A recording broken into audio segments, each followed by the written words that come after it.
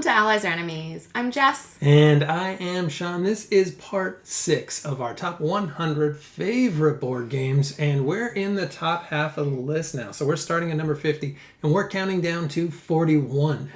We've also recently started an Instagram, so feel free to check out our channel for more board game pictures. It's Allies or Enemies. And we've been switching back and forth who starts each time, so it is my turn this time, so I'm going to kick us off. My number 50 is Seven Wonders Duel. And if you've watched our channel at all, you know that we really focus on two-player board games. And this is strictly two-player. And I was really glad when they actually came out with a two-player version because I like original Seven Wonders. So when they came out with the two-player version, I was excited about it. But then it's even better because it's like a whole different game. It's like within the Seven Wonders world. But how the game plays is so different. It's so clever. Because it's so creative with the different end game triggers and with that kind of back and forth push-pull of, because you're drawing it from the central board, and as you draw it, you're freeing up other cards, it becomes like a really tricky kind of figuring out what do they want, what do I want in like 2 turns from now, what do I want to open up? Yeah, and I think the expansions really added a lot to it as well because before you had to either take a card or discard a card. But with the Pantheon expansions, they added god powers. Mm-hmm. And that just gives you a third option, which is great. Because if you don't want to be the person that pulls that card and exposes the one on underneath, you can use that one instead. It's nice having that extra thing so it's not, I don't know, it just throws a bit of a wrench into it. And the powers that you get from the cards are interesting too. And it added another layer that I think was needed. We've got Agora as well. We haven't played that enough yet to have a good sense of it, but yeah, we're still on the fence. Yeah, but we love Pantheon, and we love Seven Wonders Duel, and that's why Seven Wonders Duel is my number 50. My number 50 is Merv. Merv is a really tight resource management game. It has a really great look to it. You move around a square, and on each edge, you have to decide what building you're going to activate. So you put your own building down, then you get to do that action and collect resources from anything else that's in that row or column. All the cubes are used to go up a moss track or go to the market or exchange it for books. And so all of that decision making of what action to do and how to spend your cubes and which cubes you might want to save to do a different action next turn really comes into play here. And you're only going around this square 3 times. Mm-hmm. So that's only 12 turns that you get. And it never feels like enough, but in a really good way. Yeah, you really have to choose kind of 2, maybe 3 of the things to do. And the other stuff, you just gotta, like, I'm just not doing camels this game. Yeah. This game, I'm just doing mosques. You always kind of have to do, like, the courtiers, which is really... how you get your points. Yeah, and you always kind of have to do the walls, because, like, Mongolia is going to attack you at the end of every turn, which is, I guess, like historically accurate. I didn't know much about Merv as this ancient city until this game, and then learned a little bit about it, and it's actually really interesting, the history. But yeah, it's great and it's beautiful looking. Yeah, it's a really tight game, and it works really well with 2 players with a variant they introduced, and that's my number 50. My number 49 is Takenoko. And Takenoko is very much a gateway game, but it's one of those gateway games that just stuck with us. Partly because it's got a panda, and it's like just the idea of it, that it was like this gift from China to Japan, but then this gardener has to like deal with this panda who keeps eating all of his bamboo, and the gardener looks so wonderfully frazzled. And it's just a super simple action selection. Every turn, choosing 2 things to do, and either you're moving that gardener or you're eating things with the panda. And I like that you actually put the bamboo into his tummy. Yeah. Or you're just building out and you're trying to complete your goal cards. So it's simple and you can teach it to people quickly, but it looks so great and the theme's so great and just the frazzled gardener is so great. And it's just like stuck with us. And I know you really wanted the giant one, but we have nowhere to play that. I've been so tempted by it because the giant one, the panda's like this big. And then the bamboo that you're building, you're actually like interlocking this bamboo. And again, for the giant version, it's huge. But We haven't been able to justify that purchase yet. No, I don't. Which is where would we put it? But it does look great, and it's a game that's kind of stuck with us since the beginning. So that is number 49. My number 49 is Sonora, and this falls in the roll and write adjacent genre. This is a flick and write. So you have 5 discs that you are flicking into the space that you might want to fill in on your sheet. And just like all roll and writes, it has a lot of great combos. So if you cross off 5 things here, you might then be able to cross off more on the next section. But the tricky thing with this is each of the discs have a number as well. So you've got to be strategic in which one you're flicking where. And you might use your disc to try and flick your opponent off a really good space. But if you flick it off the thing, you don't get to use it at all. So it is a bit tricky because there's certainly been times when I've lost like a 5-1 off the table and that's just gone. But it's a lot of fun, and it has all of those great combos and mechanics of roll and writes that I really like. It's cool too because the different areas of the board do totally different things. So like one is just filling in like a number of spaces, and then one of them is like Tetris shapes, and one of them is making paths, and one of them's going down these different routes. And so it is cool that each one is like a little different, but how they combo's cool. And it's also cool that you're talking about the flicking. And as we kind of get better at that, because my worry was like, oh, we'll figure it out and then we'll always go where we want. But the other person's also getting better at it. So they're getting better at being able to knock yours out of where you want to go. So it's gotten pretty vicious now. And that's my number 49. My number 48 is The Quacks of Quedlinburg. And what the game is you've got a bag of ingredients, and you're like an old-timey, like an apothecary. Yeah. I think. But you're like a terrible one. So you're trying to make these potions, and you've got these bad ingredients that will blow up your pot, which really you shouldn't have. And so you don't want to get too many of those before you pull out the good ingredients that kind of keep moving you around the track to score you more and more points and get you rubies and get you more money to buy more ingredients after each round. So each round you're adding more stuff to your bag to let you kind of combo a little bit and let you build better potions each round. But it's just that really fun pusher luck of like, ooh, I've got 6 cherry bombs, and if I pull my 2, I'm going to blow up the pot, but I can see that, that you're in front of me and I really want to catch up. And it's a good simultaneous action game too. I love simultaneous action. And you might be able to feel how many you have too. So you might know that you've got a 50% chance of pulling the wrong thing and whether you take that risk or not. So it is interesting for that. And sometimes you might have a bit of bad luck, but I like the Witches expansion because for that one, often some of the witch powers might help a little bit where if you blow up this time it doesn't matter, or might negate that a little bit. But that is my number 48. My 48 is a campaign game. It's Sleeping Gods. So Sleeping Gods is by Ryan Lockett, who does all of the story and art and game design to it. So same designer as Near and Far.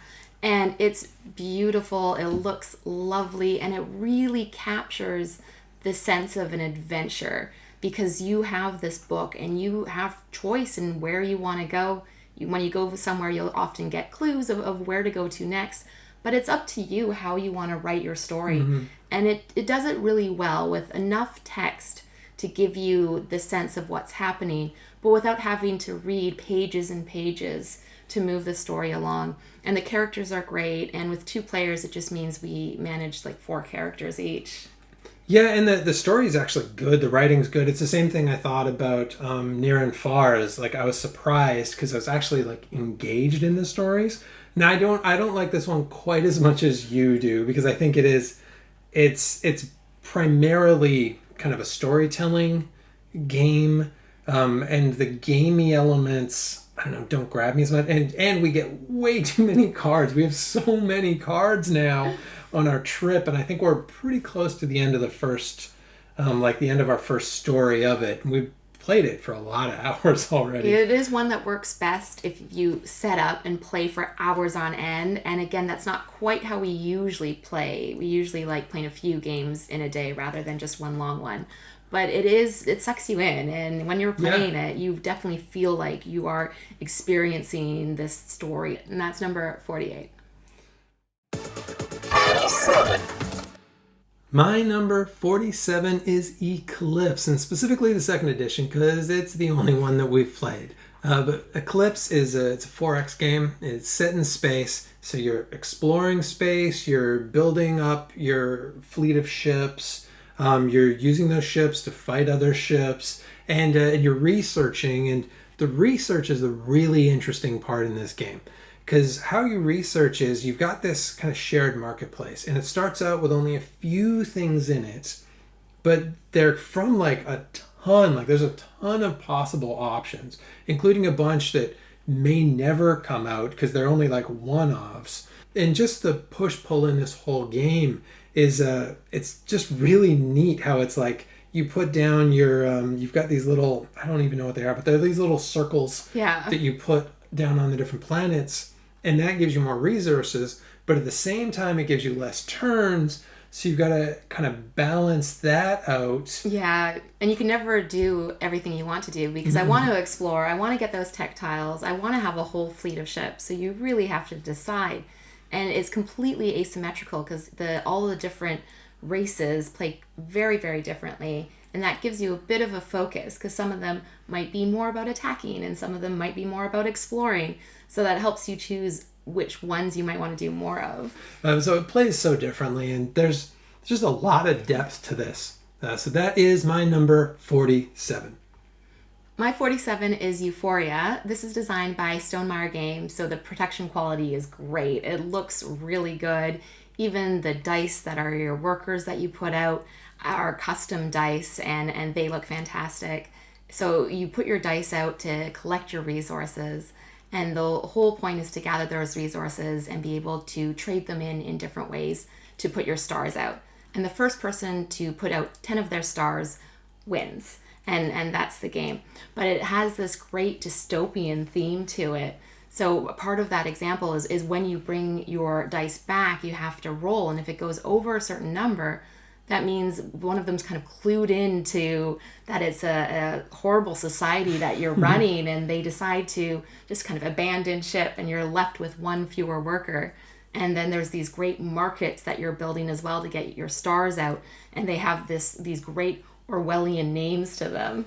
Yeah, and it's the one thing about this game is you need the expansion. Because this one kind of flew under the radar. I really like this. It's actually one of my favorite Stonemaier games. But when it first came out, the original base game is okay. Because the marketplaces are actually, if you take over a marketplace, it negatively affects everybody else, usually. And in the base game, it's just negative effects. Mostly it's negative effects based on dice. But in the expansion, they're a lot more interesting, and the interaction's really interesting. It really made the game so much better. Yeah, I would only recommend Euphoria really with the expansion, and especially 2 players, because with 2 players, we always play with the AI because it works really well. It's one of the best AI out there. It's super simple, and you can have 2 other players as well. So now you're playing 4 players, so it's a really good competition for the different spots too. Yeah, and so that was my number 47. My number 46 is one of the all-time classics. If you play board games, you've almost definitely played it. It is Carcassonne, and this is kind of like the granddaddy of tile placement games, as well as apparently the game that coined the phrase meeples, which is interesting. But you're using meeples, and as you build out your map, you're putting them down on roads or castles or cloisters or farming in the fields, which is always the trickiest part. And it's so simple, but it's so fun, and it's so clever, and it's so easy to explain to people. In the first game, they're just really focusing on putting down those things, and then it kind of clicks wait a sec. If I put my bit of castle here and my guy on that bit, it's going to connect to your and then you really get into the meat of it, and it looks so friendly, but it's so sneakily mean. Yeah, but it is really satisfying to build those cities and build those fields and to reach in the bag and then get that perfect piece that you were looking for. It is, and the expansions are, well, at least the first two, the Traders and Builders, Inns and Cathedrals, I think are almost necessary, and the River too, but that comes with it if you bought it in like the last 10 years, I think. But there's a lot out there that I'm interested to take. I know there's conflicting opinions on a lot of them, but I'm interested to try more of them too, because it's one that we just kind of keep on playing. So that was my 46. My number 46 is Azul. Azul is a great family weight game. You can explain it to people who are pretty new to board games. It has this really nice look too that I think draws people in. Great ceramic tiles. So on your turn, you're drafting those tiles and you're putting them on your board, and you have to fill up each of the rows before one of them gets shifted to your final bit there. And then you need to try and get the same kind of tile in your rows and columns, and that can sometimes be a little bit trickier than it sounds. And at 2-player, it can end up being really tough when you know you're going to be left with 8 tiles and nowhere to put them. Yeah, you can really kind of shaft someone with a ton of that. That's kind of the magic of the game once you've played it a little bit, is that, like, okay, I take this, she takes that, and then she's got to take these, but she's got nowhere for these. You really start to kind of figure out the hate drafting aspect of it. And then once you figure that out, you're already putting things in place. Like, oh, I know you're going to leave me with this, so I'll make sure I leave this row empty to take some of them. But the look of this makes a huge difference, because this is one that you can play with like your fancy friends that you take out, and they're like, oh, board games can be this? They're like these cool, like, bakelite or ceramic or whatever they are, like these cool feeling tiles, and they're beautiful, and the thing that you're making's nice. Yeah, it looks great at the end when most of it's complete. So it has this nice look, really easy to explain, and it's stuck around with us as well. This is one that we play quite regularly. And so that was my number 46. My number 45 is Star Wars Rebellion, and so this is a heavier game. It's really a 1 versus 1 game, but most importantly, it is a Star Wars game, and I am a huge fan. I am an unapologetic fan of all things Star Wars, and this is the Star Warsiest Star Wars game you can get. If you're like, I wish I had a Star Wars game that just felt like Star Wars, that is this game, because it is the rebels are trying to hide their base, and you're kind of sneaking around, and you're trying to build up just enough and research just enough to be able to blow up the Death Star, or just to be able to kind of hide long enough that you can kind of get the galaxy on your side. And the Empire is totally asymmetrical, because the Empire's got like all these ships at the start, and the rebels have like just a few here and there. And the Empire are really, they're just trying to squash you before you get going. And it works so well, and it feels so different on either side. Just if you like Star Wars, holy cow, this is a great game for Star Wars fans. And every time we've played it, we've always had stories that we're sharing afterwards. Like, if you've won, I always have all these things. Oh, if only I had done this thing, and I thought you may have been there, but I decided to take the chance and go here instead, which is great because it keeps us talking about it. Yeah, because the base is hidden, and the rebels can like move that base as well if they think the Empire is coming too close. So there is that little bit of like hidden knowledge, which I don't always love in a game, but I really like in this. It's just so thematic. It works really well for it. Yeah, it's a great game. And that is my 45. My number 45 is Hadara. Hadara is a light civilization themed game, all based around set collecting, but each of the sets that you're collecting represent different parts of your society. So red, it focuses on military, blue's culture, yellow's economy, and you get your cards by drafting from the center. And so you've got to make some tough decisions about which cards you're going to keep and add to your tableau. And it works a little bit like games like Splendor, where once you've got a card of that color, it provides a discount for future cards. So you get a 1 point discount, making it a little bit cheaper. But this is really, it plays in about 30 minutes, which is great for us. And every time I play it, I want to try and focus on a different strategy of maybe building out my military and seeing how many points I can get from that. Other times I might really want to have a strong engine going for getting a lot of coins and just trying to get as many cards as I can get. Yeah, this is one I'm always pushing this game on people because it's one I don't get why it's not more popular because it's super simple. It's like nice and lightweight, but there's something really rewarding in like what cards you make and making the engine and taking the different routes, and it looks beautiful and colorful, and it's got simultaneous action, so everyone's always involved and always playing. And it just moves so quick. I love this game. Yeah, I really recommend it. And that's my number 45.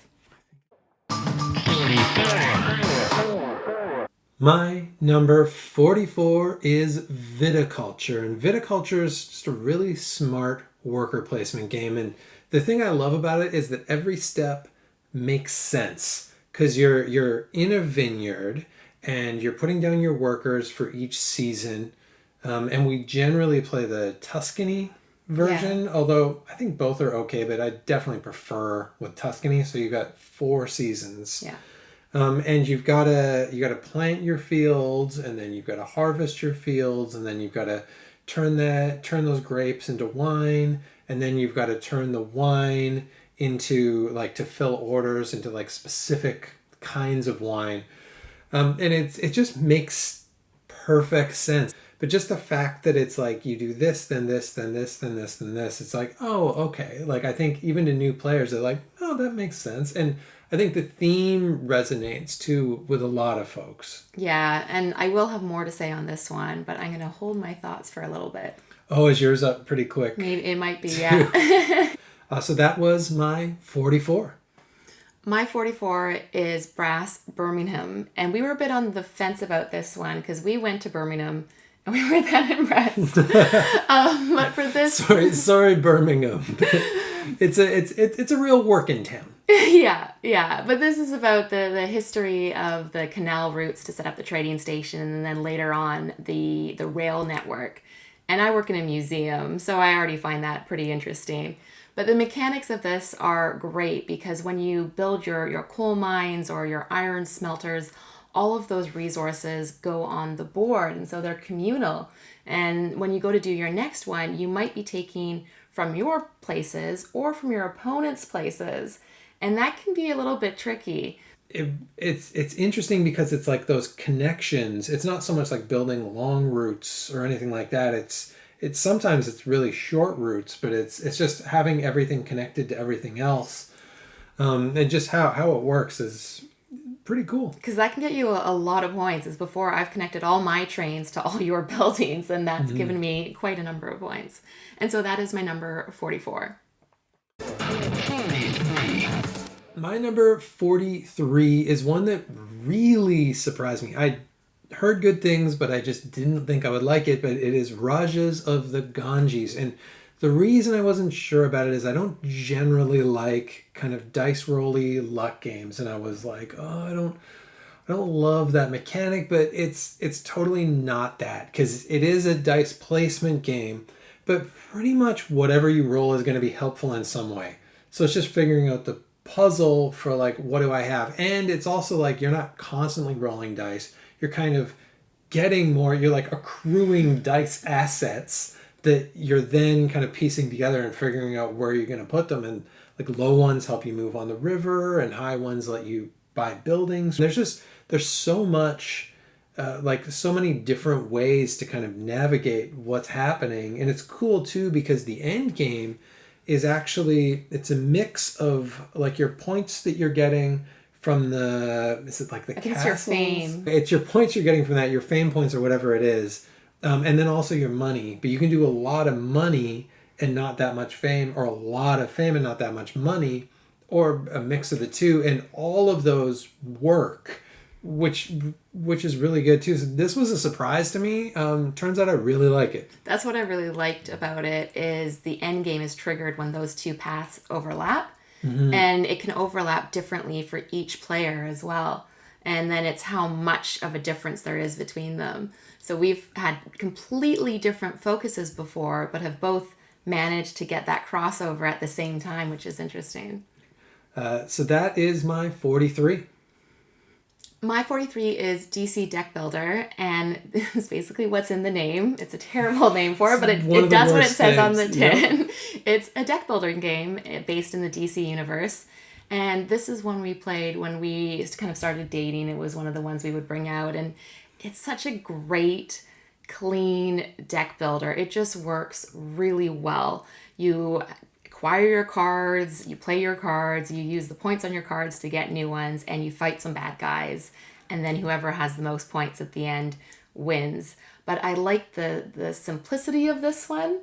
Some people don't love that you're mixing your heroes, so you might have like a Green Lantern superpower, but your main hero might be Batwoman. Right, yeah. So other games have kind of kept that the same, but I love the possibility of working what's in the market and the mixing and matching and seeing what goes well together. And you're not even, the mixing's even, because you're not really fighting, well, you're fighting supervillains, but you're also gaining villains to you're just gaining everything to your pile. But I'd forgotten about this one.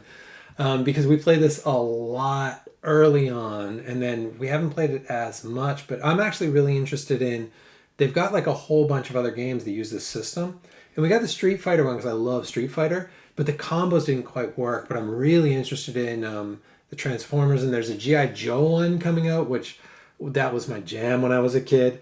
So I'm interested in some of the other ones too. Maybe we'll get back into the deck builder universe. It works really well. So that was my number 43.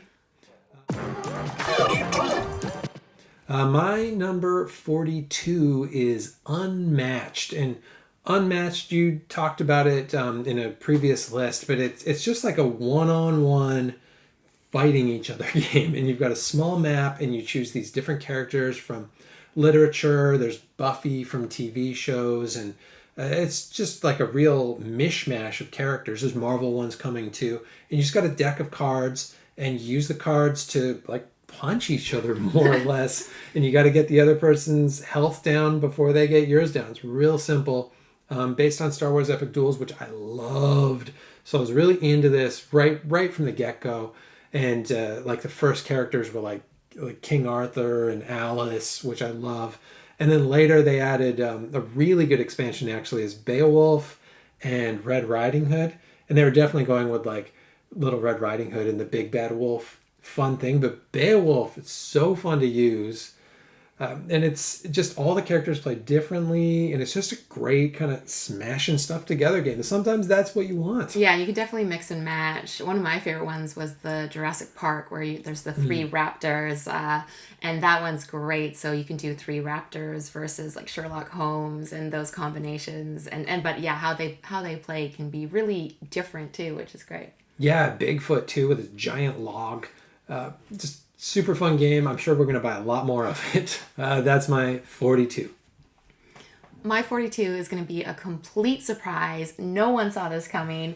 It's viticulture. And so I agree with everything you said. It really makes sense. And the actions you have to do, the order is how you make wine. You know, you're not going to be bottling your wine before you have your grapes. It all has to go in that sequence. And it does such a great job in terms of the board and how it looks, because you have your fields that are there, and so your grapes go on them. And then when you get your grapes, it's these great glass beads. Yeah, that I really you put like on the top glass of them. beads, yeah. And so you can still see through the number. Great touch. And I really prefer Tuscany. You weren't sure, but it makes such a big difference for 2-player. It just opens up a few more paths because everyone's doing that same route. So having a few more cards and a few more different spots that you can do, I think really helps in a 2-player game. Yeah, no, I'm totally sure. Okay. I have not wanted to play the original since we've played Tuscany. Yeah.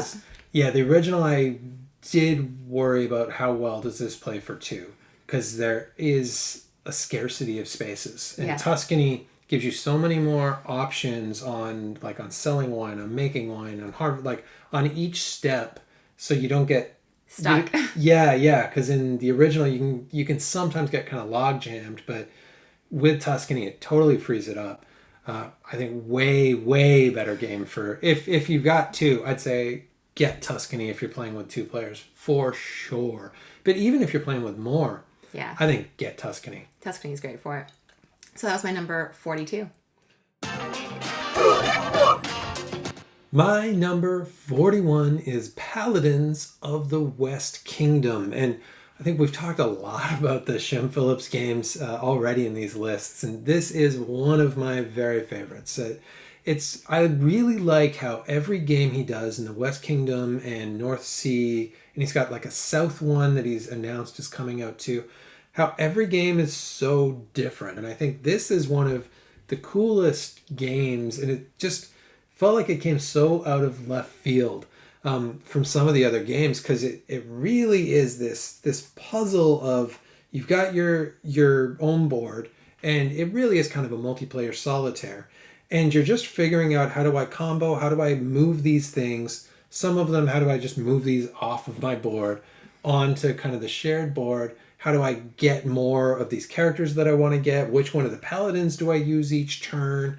And it's the heaviest one in the series so far, and it's the puzzliest one in the series so far, and it's just so different, and was such a surprise, and such a good surprise. It's just a cool challenge every time. Yeah, for that series it was interesting because we did a lot of research of which of the three of the West Kingdom was best, and which one did we get first? We did them backwards. We got Viscounts first. So we got Viscounts, and we're like, this is amazing. This is great. And right away, I think we got Paladins and Architects. And it's great, too, to have the three and do the Tome Saga, which makes them all a little different, adds a little more to them. We highly recommend the whole West Kingdom series, but Paladins is my 41. My number 41 is Concordia. Concordia doesn't look great. I wasn't sold on the box cover. Famously terrible box cover. It took us a while to get it, and the board looks really dry. It's just an ancient map of Europe, but the mechanics work really well. You use your starting deck of cards to play them for your actions, and on your turn, you're collecting resources, or you're moving your person around the map, or you're putting down a building so that you can be in that region and benefit if you activate that region to get more things. But the interesting component of this is one of the actions that you can do is to get additional cards. So that lets your ability to last longer before you pick up, but they're also your scoring system. And so depending on how many of that kind of card you have, if it's scoring for how many regions you're in, if you're in all of the regions, that one card can be worth a lot of points. So if you manage to collect like 4 or 5 of those, you're going to have a lot of points at the end. And all of the scoring is done at the end of the game. Yeah, it's actually one of my favorite parts of the game, because you're just kind of happily going along, getting resources, putting down buildings, all of that stuff. And one of the nice things, too, is that kind of everything you're doing is positive. So there's absolutely no take that. In fact, there's kind of like, take this. Yeah. There's a lot of like, you build something and then other people get something from it. But at the same time, you just have no idea how anyone's doing. And you don't even really know how you're doing a lot of the time. I feel like by the end of the game, you're just kind of happy with like having played the game. So the scoring is less the be all and end all that it is in some other games, which kind of a nice feature of it too. Yeah, the mechanics for this one are really what makes it a great game. And that's my number 41. And that is it. That brings us pretty much to the end of the 40s, and we are really into it now. The next one, we're going to be counting down the 30s, so please come back to that. And we're only a few away now from the big one, so it's getting exciting. As usual, please leave a comment, subscribe. All of that really helps our channel. And hopefully we'll see you next time for the next one.